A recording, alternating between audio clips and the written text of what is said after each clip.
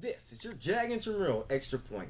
I'm the voice of Jag Intramural, Stephen Newhouse, and alongside with me is my partner in the booth, the lovely Megan Williams. Alright, Megan, we had a big matchup this week between the number 2 ranked Team Face and number 3 Team Pilgers. Megan, the final score is 25-6. What do you think? What happened to Team Face? I think that we finally got to see what Team Face could really do. I mean, their whole season was kind of, okay, this game, that game, this game, that game. But this was their first, really, really big matchup, and I think that they just didn't show up ready to play. Yeah, what a start the flex schedule this game was. And this game was very significant than it was anticipated it would be, because Orange Cannons, the number 1 ranked team in the program, lost earlier in the day. All right, let's break down this game a little further. Let's talk about Pilger's first scoring drive. On their first drive, they didn't really convert. I think they were kind of just trying to get a feel for the field, you know what I mean? Their second drive, however, they came back and scored before Team Face with a touchdown. Well, Team Face tried to respond, but unfortunately, you can't respond when you throw the ball to the other team. Yeah, Rufio came out there, threw an interception, which I think it was just on the fact that he just really wasn't paying attention to where he was throwing the ball to. Well, and you know that Pilgers capitalized with another touchdown drive right afterwards. Yeah, Pilgers is that team that you just can't give them the opportunity to score, because if you give them the opportunity, they usually go for it and they get it. Yeah. Well, Team Face had a big play at the end of the half in which they got the ball to their big receiver Whitfield, but that was pretty much his only significant play of the half. Yeah, their offensive line, for some reason, they weren't giving Rufio time to throw the ball downfield, so Team Face really couldn't utilize their downfield advantage that we were talking about on game day, and I think that Pilgers really took advantage of that. Yeah, speaking on game day, I have to say that our executive producer and director, Mike Barnett, got it absolutely right when he picked number 3 Pilgers to win this game today. I picked Team Face because I thought that from what I saw last week, they would be impressive and get the win here. And of course, you all know you saw Rick's little antic there with the T-shirt, and I probably think that he wishes he'd have kept the Pilgers shirt. But let's talk. So Pilgers went into halftime with a 12-0 lead. So Team Face comes out, and they make it a game. They score on their opening drive. Yeah, they come in with a 4th down. Great play by Rufio with the touchdown on that 4th down. Easy conversion. It was just a great play. But Pilgers just had it tonight, and they just responded with a Travis Lloyd touchdown that pretty much started the end for Team Face. Definitely. After that, they got some unsportsmanlike conducts. They weren't really getting together as a team, and for the first time in a long time, we saw Team Face fall apart.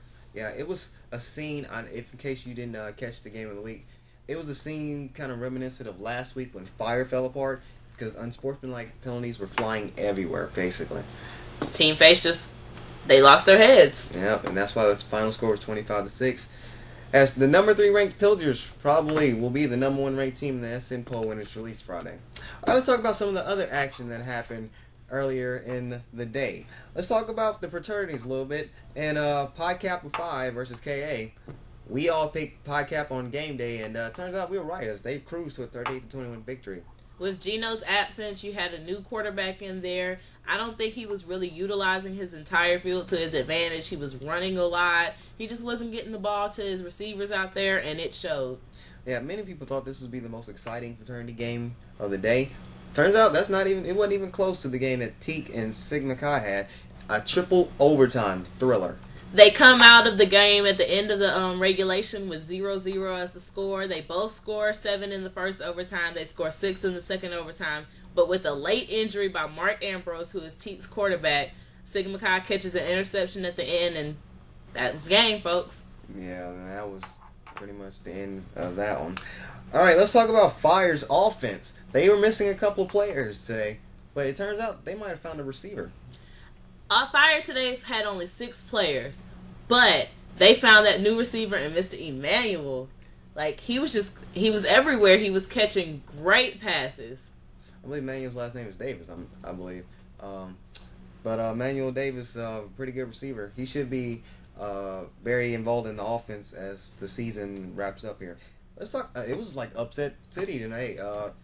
Bad News Kennels, the number 5th ranked team, falls to Hitman. That was expected from me. I really picked the Hitmen. I remember them from last year as the green team, and they were really good last year, And the Bad News Kennels, that's what you get when you're a cocky team. You get shut up. You know, they will probably shut up because they might drop out of the top 10 this week. And we all picked Bad News Kennels, and we were not right on that one. I think you and Brian had a conversation earlier today about the Orange Cannons and their sort of brother team, Joe Legs. They were together last year. What did you talk about? They were together last year. You know, they were one big team, and they were excellent at, you know, they had just great chemistry. And they were together still in red zone, but for some reason coming out in regular flag football, they separated the two teams, and both of those teams lost tonight.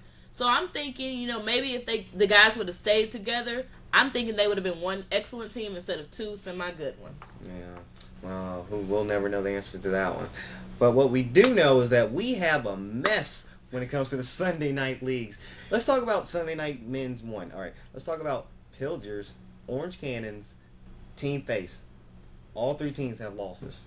I think that's just due to the fact that the Sunday Night League is our toughest league in the entire program. So it's expected that you will lose a game, and that loss is acceptable. I think it's more like the SEC of the intramural program here. It's very tough. So, Megan, I asked this question on the broadcast. Do you think we'll have an undefeated champion as the intramural championship series wraps up?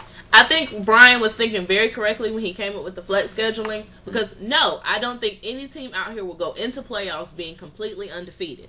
Like, I feel like the flex scheduling makes sure of that almost. Like, we didn't want a team to be undefeated. We don't want teams to get too cocky and get the big heads out here. We want everybody to know that they can and they will lose. Well, that includes more than just Sunday games as well.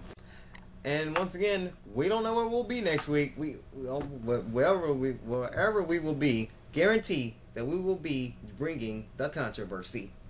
Yeah. So, where's my football so we can exit the show? Are you serious? There. See, we can't get through a show without controversy. See, you're all fired. Everybody that works here is fired. I'm done. For Megan Williams, I'm Stephen Newhouse. We'll see you next week. Look, I don't even. It's cold.